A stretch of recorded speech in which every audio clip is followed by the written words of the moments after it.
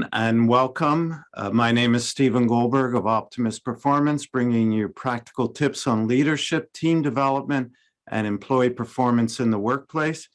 And as you can see, I have a special guest, Paul Epstein from Why Coach.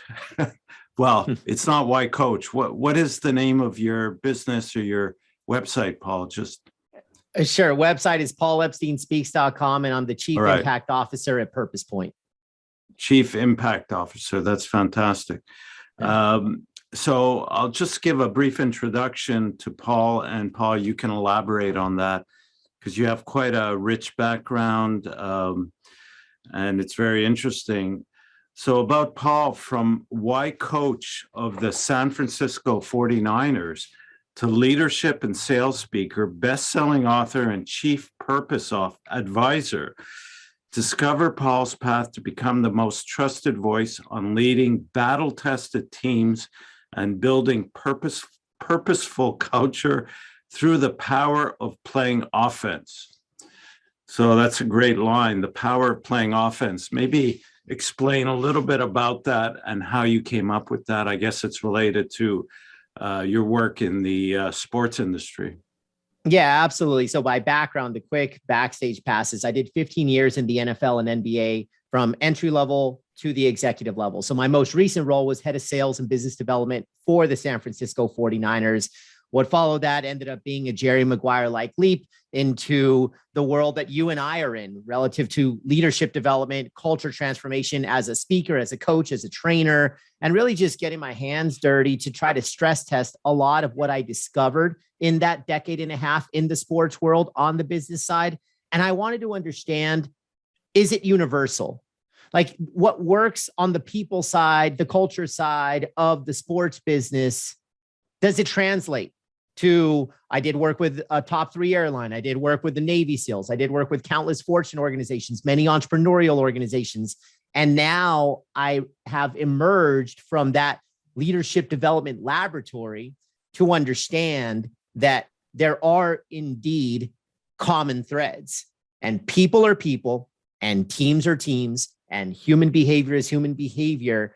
And that is really what allowed me and propelled me to go off on my own beginning of 2020, bet on myself, launch a lot of these initiatives and all those what sound like very fancy titles and partnerships and organizations that I've really just had by my side to try to create more impact, because that is my why. Now, getting to your question about the power of playing offense, that was the book that I wrote pretty much as soon as the pandemic started, when stages disappeared. When live events disappeared, I went heads down for 90 days and pumped out a 375-page leadership playbook. The premise is, before you lead others, you must first lead yourself. And it was a look back at what I learned in the sports industry on the business side to really say, here's where I succeeded, here's the trophies and the accolades, but also here are a lot of the pitfalls that I would love for people to avoid. I don't think it needs to take a decade to learn how to lead people. And in my case, there was a lot of, if you want to call it the fail forward methodology. And so playing offense to me was nothing more than a mindset that inspires purposeful action. Because when I really look at the two groups of people in sports and in the boardroom, I said, Group A is always on their heels and Group B is always on their toes. In other words, there's a group that plays defense and there's a group that plays offense. So defense has a mindset of playing not to lose. Offense has a mindset of playing to win. Defense, external circumstances and the market always seems to dictate their terms, versus offense operates on their terms, and they play with purpose and they play with passion and they take control of their future. And that was the spirit of what propelled me into writing the book. And I'm honored and blessed to say that it became a bestseller, and there's a lot of impact that's followed ever since. Fantastic. Good for you. That was quite a feat to get done in 90 days, especially for someone like you with high energy. I guess I could tell, I guess you applied that to buckling down and getting it done, which is a great feat. So typically right now, we're kind of, rebuilding businesses, opportunities, new opportunities have arisen out of, the last 2 years of pandemic. Some companies have fared better than others. What typically are the types of clients that you're working with now? And what type of problems, key problems do they come to you with for your help, for your assistance? Sure. So I'll put it in two buckets. There's an organizational bucket and an individual bucket. And interestingly, they are very similar pain points, problems, challenges. So we've all heard of, at the time we're having this conversation, the Great Resignation is one click away anytime you look at what problems exist in the workforce. Well, for me, that is code for a great awakening. The Great Resignation did nothing more than accelerate the problems that already existed far before the pandemic.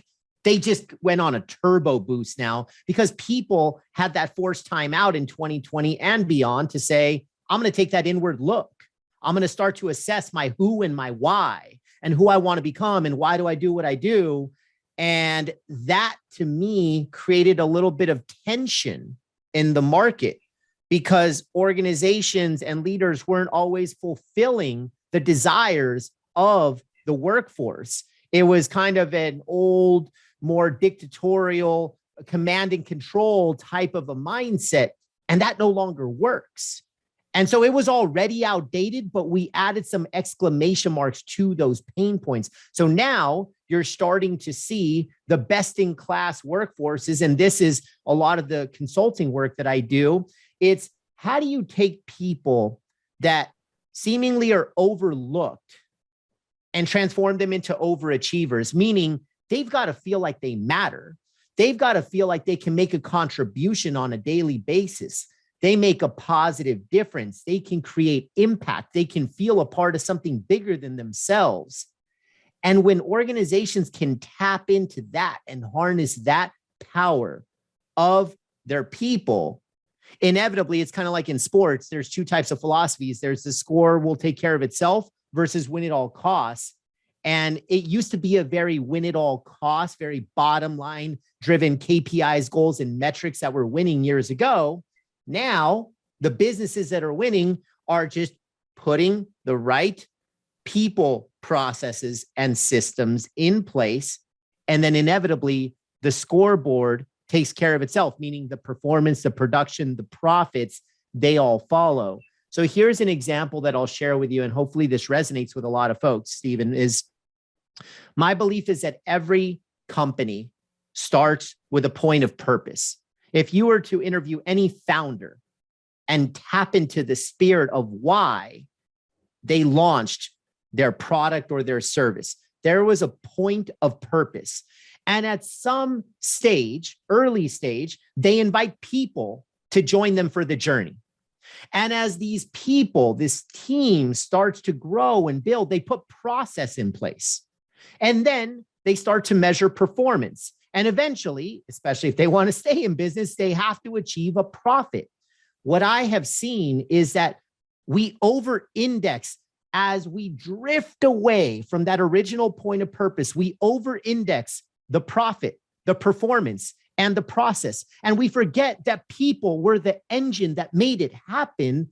And so I essentially say, I'm going to balance this equation and create harmony amongst those 5 Ps. We start with a foundation of purpose and people, and then we stack the process, the performance, and the profit. But they all need to live as one. So that's the type of work that I do. So, it's interesting because what you're saying is that people have, taken the time to reassess themselves and think about what their needs are from an employer in the workplace, from a job. And if their needs weren't being met, they had great opportunities to seek or hopefully find the place where those needs would be met. And on the other hand, you're saying, well, organizations need to look at their culture and their way of dealing with people and meeting those needs and make that transformation. And that's often not that easy to do because, like you say, maybe they're putting process before people. And they don't realize that if they meet the needs of their people, the processes will then be more acceptable for people, and the end result will be the performance that they're seeking. So how do you get a company to transition from being focused on, the KPIs, the processes, after having maybe ignored people's needs, and get them to shift that? Because, it may be embedded in a leadership style, in a culture. Maybe describe a little bit about how you do that.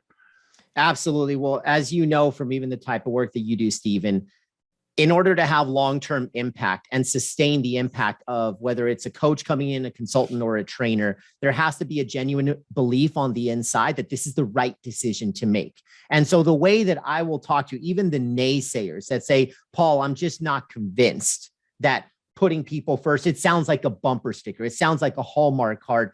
And when you do need to, and this is my client filter, because I say no to many clients that don't get through this filter. And I just say, look, even if you were beyond old school, and even if you said that people first is a Hallmark card, answer me this. What percentage of people do you think are fully engaged in your organization? And they'll give me a number that's usually pretty low. They'll say 20, 30, 40%. I say, okay, great. Let's call it 40%. Now, let's say that averages out to mean that 40% of each person is showing up to work. You're not getting 100% of their energy, their attitude, their positive, you're not getting that. You're getting 40%. So when you extrapolate that out, if you have let's call it 100-person organization, they are producing at the level of 40 fully engaged employees. And when you put it like that, it presents a very easy business case to say, well, what would it look like if you could get that up to 70%, 80%, 90%? And so once you get that buy-in, and if people don't subscribe to that, then I just don't work with them, because ultimately then I'm just cashing a check, and then they're going to go back to their old ways. So let's assume that they're now fully engaged into that mindset. Now I say, okay, if we're going to go back to that point of purpose, we have to start with what is the why that you are building your organization around.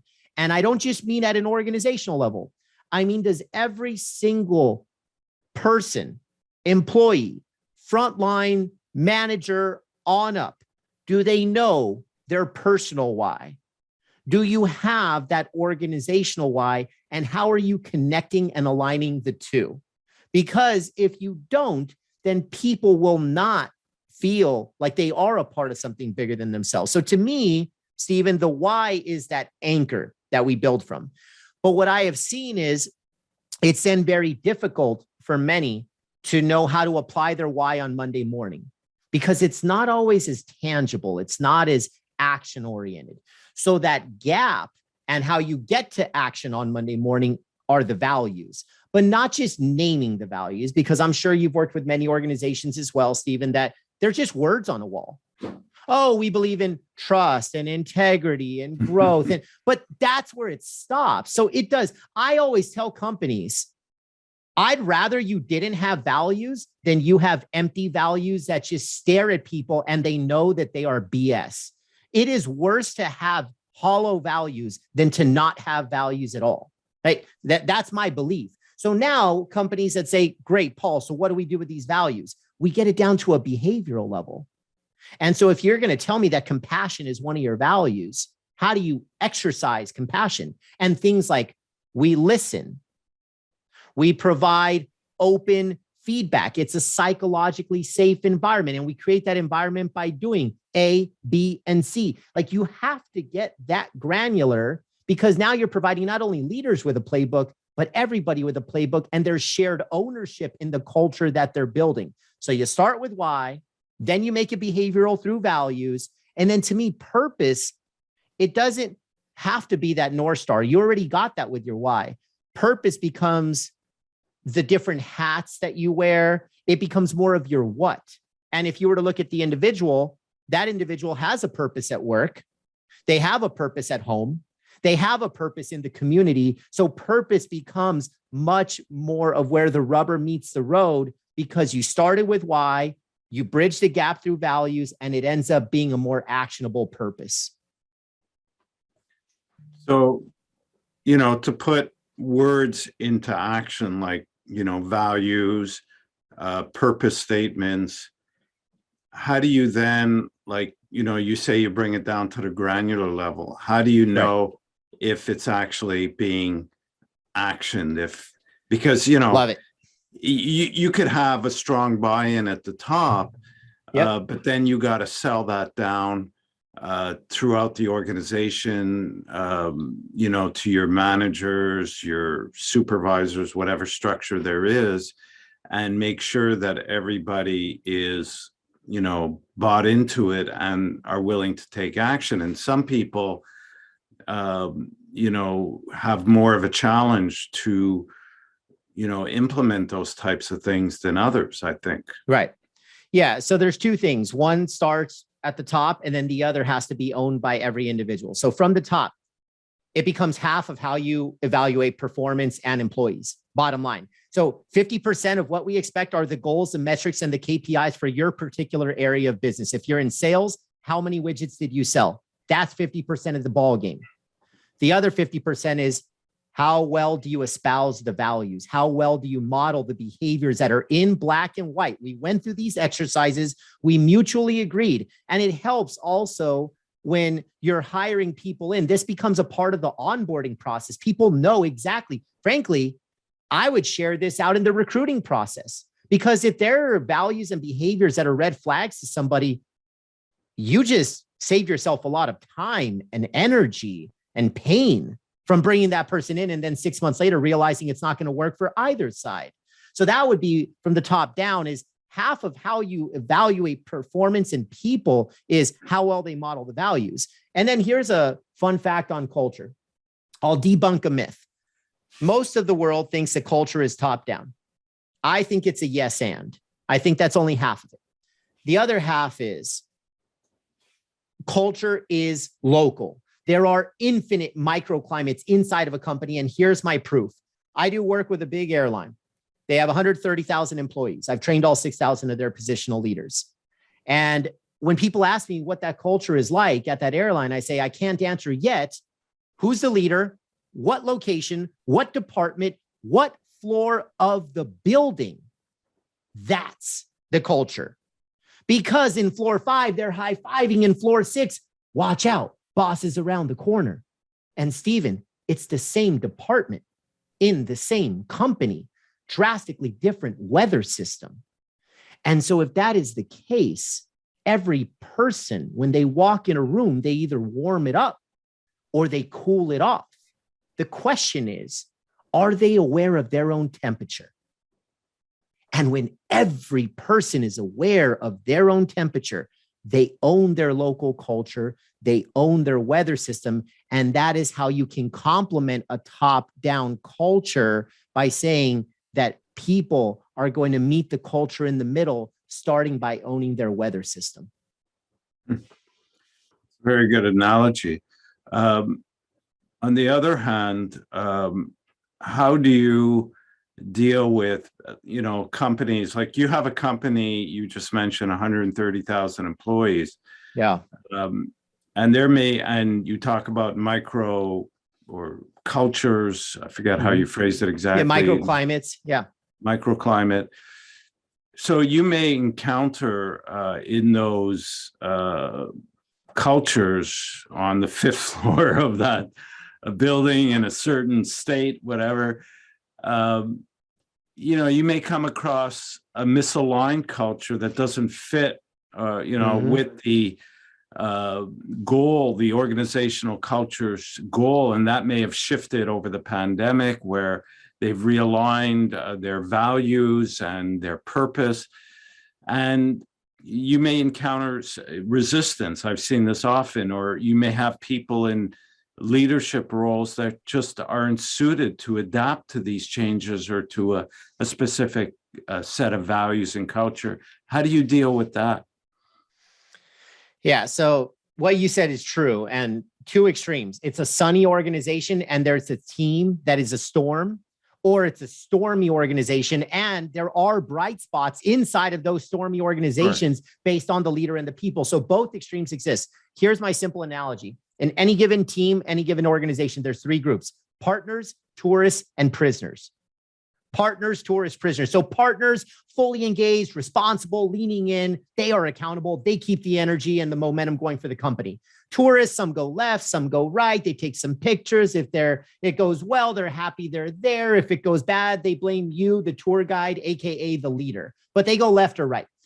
Prisoners, back row, arms are folded. 5:30, can't get here soon enough. I was voluntold to be here. Is the energy that they are bringing to every single day. And here's one thing about changing culture. I used to do it all wrong, because with those three groups, I spent all of my time and energy to try to change the prisoners. And I realized two things. One, it doesn't work because all change is willing. I can't force it on anybody. And two is I exhausted and drained all of my energy on the prisoners. And I had very little left of me to pour into the partners, the people that mattered, the people that were bought in for the long haul. So now when I'm transforming cultures and when I'm consulting, I say, shine a light on your brightest partners, because those bright spots can scale. It expands the pool of your partners when they know that they're getting the love and the attention and the recognition and they're being modeled. Then tourists magnetically grow toward them, and prisoners, they manage themselves out. A few will join the party, but most of them will opt out. And so it's not an overnight solution. Nobody ever said culture transformation was, but that is how you can effect change inside an organization. You almost need to isolate. Are there partners? Are there tourists? Are there prisoners? Put all your energy on scaling the bright spots of the partners. So what again do you do with the prisoners? Well, Isolate again, them or get rid of them? Most of the time, over time, they're going to opt themselves out. Here's how I used to manage a sales team, which is a very They sound like they're bottom line opted out already when you come in and you identify them. It really is. But look, here's how it is. My rule of thumb is, are you negatively impacting the person to your left and right? And if so, there's no three strikes. Like, because the domino, you're creating negative dominoes. You can't be on the team. Versus if, hey, I know you're not fully engaged, but you're not negatively impacting anybody, then organically, as they see that all of the love and the energy and the recognition is being poured into the partners, those folks will opt themselves out. So that's really how I would deal with prisoners. So let them make the decision to leave. Yeah. And if they're hurting people to their left and right, then you need to make a decision as an organizational leader, because now if that behavior is tolerated, then it will only get worse. Right. Okay. Now, on your website, which I visited, and I found this tool, which is the assessment, the why assessment, I think you call it. Yes. And so maybe how does that fit into this, this shift that you're helping organizations go through to become more balanced, I would say, between people and processes? How does this play into that? Because I found it a very interesting little assessment.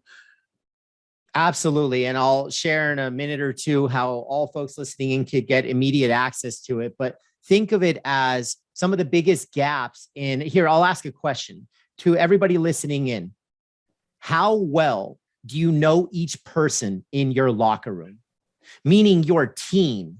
Is it just what's on their LinkedIn profile? Or do you know their personal and professional motivations? Do you know what gets them out of bed? Do you know the impact they want to create? Do you know their deeper burn and passions and things of that nature that you might say, I only know that about my inner circle? Well, what if you could have a fast pass to understand the who under the person in less than 5 minutes? And that's what this why assessment does. It gets you to start to build empathy and trust and connection and build and enhance relationships, because unlike the golden rule, which many of us know, the treat others as you want to be treated, I think there's a flaw in that because that assumes that the same things that get you out of bed are the same things that get others out of bed. The platinum rule is to treat others as they want to be treated. And when you exercise the platinum rule, now you're speaking their language. And that's why people feel drawn to you, because you literally are communicating in a way that aligns with their who and their why. And this assessment gives you a peek behind the curtain of knowing somebody's why.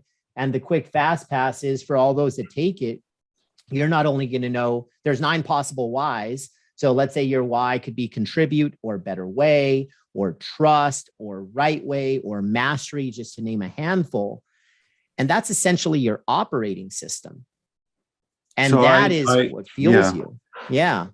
Yeah. I did the assessment, and my result was better way. So is this, do you see that a lot with entrepreneurs, or is 100%? Yeah. A better way person. So the two most common are better way and contribute. Contribute definitely is by far the most common. Somebody that wants to contribute, that's my why. So we could play this quick minute game if you want, Stephen. Sure. So for me, what gets me out of bed is impact. I want to make a difference. Anything else, it's noise to me. It's good. I understand the value of it, but that's not my thing. My thing is what's going to move the needle, what's going to make a difference. How can I contribute? Even if it's a great idea, if I cannot bring something to the table, I'm not fully engaged in it. I'm not. That's just because of how I'm wired. Versus in your case, better way. You're going to find those incremental 1% here, 2% there, tweak in process, tweak in a system. I have a better idea than what we're currently doing. And they both have strengths. There's great value in having contribute in your locker room. There's great value in having better way. But if they're over indexed or if they're not balanced, like a locker room full of better way is very dangerous. You want to know why? Because is it always worth the time and the energy and the bandwidth to make things 1% better? Probably not, because you're thinking about how much that takes from the team. But if you're a better way guy, you're like, absolutely. And I'm not saying you think that's a great idea, but you could see the danger in if we're always making things 1% better every week, it's probably going to be inefficient. And it might affect morale, and people might get burned out and fatigued over time because they're like, dude, stop. Like, I know that might be 1% better, but we're finally hitting a rhythm here. Versus contribute, I just say things that I want to make an impact.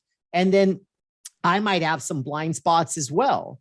And that's why you build your team with very strategic role functions and why connections. And that's why I coach this. So I'll let folks know how to get the assessment, Stephen. But on the back end, anybody that takes it, please contact me if you want to know how this applies in an organizational setting, because it can absolutely transform and it can help you build the right team in the best way. You just need a little bit of insight on the back end of getting the assessment results. Cool. Yeah. So is it better to be one over the other? Can somebody shift? Like, could I become more of a contributor than a better way person? This is typically a hard wiring. Better way? Yeah, no, it's a great question. The answer is no. Typically, I'm a contribute. I'm set, man. Like you could force me to do things that make it better, but that's not what gets me out of bed. It doesn't excite me. It doesn't fuel me. It doesn't give me passion. So for you, better way gets you fired up. Because I feel like, as you're describing contributor, I feel like, wow, I'm like that too. And, it's not like I'm always looking for better ways. Maybe it's the way I answered the question. I am, but I'm also kind of like you in that I do want to make a difference and help people enjoy life more, be better at leadership. So it's kind of like I feel like I'm not just a better way person. Well, here's the beauty is the Y Institute, where I serve as a senior advisor. They created this amazing 5-minute discovery assessment. And the reality is you have three layers. You have a why, a how, and a what. What we're going to share with your listeners is a why. And then on their own, if they want to pursue and invest in the how and the what, of course, I already covered the investment for the why. But the point is, you go from one dimensional, which is you only know your why, to you go to three dimensional, meaning you also know your how and what. So given what you just said, Stephen, without even you taking the how and what assessment, I bet you that contribute is either your how or your what. Just by what you said, I see. Yeah. So right now you only know one dimension. There actually are Okay. three dimensions. I see. And you get that all from that same 5-minute questionnaire. The 5-minute gets your why. And then on the back end for folks, if they want to take the second assessment, So that'll expose the how and what. We're sharing the direct why assessment, the so one you're dimensional offering, you're offering as a complementary tool, the why. Okay. Yes. Yes. And so you already described how this plays a role in helping organizations work better together, help people work better together.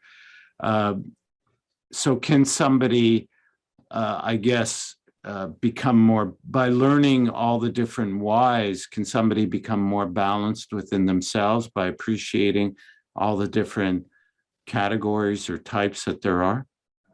Absolutely. We know that EQ, emotional intelligence, if you really simplify what that means, it's awareness. And there's three elements of awareness: awareness of self, awareness of others, and awareness of situation. By understanding the why of everybody in your team, you are going to dynamically improve your awareness of others and awareness of situation. Because you now know in a strategic business planning session, you say, okay, I'm a right way guy. She's a contributor. He is trust. And you continue to go on down the line, and you almost know, you can almost utilize folks' strengths. I think of their why as their superpower. So in other words, if we are an organization that hasn't been as innovative, as an example, we're looking to burst through and have more of a breakthrough idea, I'm coming to you, Stephen. You're the better way guy. I bet you've got some phenomenal ideas. And by the way, Stephen, what if you're not a positional leader? What if you're on the front lines? I, as a CEO, if I knew the why of everybody in my organization, I would say, screw the titles. I'm going to come to you based on what the need is. And when we need better ideas, I go to my better way people. I don't care if they're the intern. I don't care, because they're going to have those ideas. And there are other whys that may not be as innovative minded. So that's how I would put all this together. So it just gives you a better understanding of people and what their strengths are and how you could utilize that as part of your deployment of your strategy or creating a strategy. So it's understanding, being more aware of the qualities people have and how to, best utilize that. Excellent. Yes. And I think, to use a sports analogy, let's take a sport like basketball. You don't want 5 players that score 30 points a game. You don't want that. You don't need that. You need some rebounders. You need some height. You need some toughness and grit. You need some shooters. You need some tall, some shorter, some nimble, So this helps you put the whole puzzle together. You don't want a singular why in a team. You don't want a singular why in an organization. You need complementary pieces. Excellent. Well, you explained that very clearly. I guess just to wrap up, what's the one question that I should have asked you that would give great value to our audience that I may not have asked you? Is there something that comes to mind that you have to share? Yeah, there is. There is, because I think we've talked a lot today about A, how to become the best version of yourself, B, how to run the most effective teams. So let me take this in a different direction. If we've been talking right now about why, how, and what, you heard me say the word who earlier, but I was referring more to, as a listener, who are you? Who do you want to become? And what are you willing to do to get there? Now let's talk about your external who, meaning who is the most important person in your life that you would do anything for, whether they are physically still with you or whether they're with you in memory. So for me, it's my late father. I lost him at 19. He was a continuation school teacher. And when his former students, which for those that aren't familiar with continuation, it's a kid's last chance. They've been kicked out of traditional school. They end up here. You hope they don't become statistics on the street. I run into some of his former students years after he passes, and I heard things, Stephen, such as, your dad was the first person that ever believed in me. Another gentleman said, your dad gave me a reason to think that tomorrow was worth it. When somebody, I've never heard that. I had never heard that. I didn't know there's some people in this planet that don't feel like tomorrow is worth it. And when I heard that, that to me was the legacy of my dad. He may have chosen a classroom, I may have chosen a boardroom, but the impact was all the same. And I always share with folks when I'm on stages or anywhere, if I could have 1/10 of the impact that my dad had, then it'll be a great life. And that to me, he is my who. Every day, you ask me what success looks like, you ask me what a metric is, it's to make him proud. That's it. When you can simplify your life in that way, dedicate this year to the most important person in your life. Because what I have found is you may let yourself down, but you'll never let the most important person in your life down. So that would be my lasting piece of advice for everybody listening. Excellent. I hear the passionate contributor in you as you speak to. I'm hardwired, man. Yeah, you are. Well, that's great, Paul. Thank you very much for sharing your knowledge and expertise with the audience. So I'm going to put a link to your website, and right there on the website, there's that link to how people can assess that free why questionnaire and get the report. And there's also a way that they could text you for that as well. So I'll put a link to that. Yeah. So just for everyone listening in, you'll see it on my website, paulepsteinspeaks.com. Everything's in the links in the show notes. If you want to text the word why, WHY, to area code 310-564-7857, that is a fast pass way that you'll not only get the why assessment, but there's a lot of other cool content that comes your way. So most importantly, Stephen, just super grateful for the conversation. Great. And you do, as I saw, regular podcasts too, I believe. Yeah. Playmakers on Purpose is the name of the podcast. Okay. Phenomenal guests from leaders across business and life that are living their life on purpose and getting very tactical about how to make more confident decisions, apply their head, heart, and hands, and take purposeful action. That's really the motto of the entire Playmaker community. Excellent. So we'll put links to all that as well. Great. That's accessible on your website, but I'm sure the podcast is also available through the leading podcast channels, I imagine, as well, right? There, it's all there. It's kind of like when people say, where do I find your book? And I say, Amazon. You know, it's like, where do you find a podcast? Go to Amazon and type Spotify. in your name. Yeah. You can find it everywhere. It's hard to miss it if you're looking for it. Great. Well, thank you again, Paul. It's been very informative. For those listening, I encourage you, if you haven't already, to subscribe to the channel so you get news of new videos, including these guest expert interviews, which I'm doing on a regular basis. There's also the podcast version of this. If you want to subscribe to the podcast, and there's also resources I provide as well that you could find in the description of this video. Thank you everyone for listening. Thank you again, Paul, and we'll talk again soon.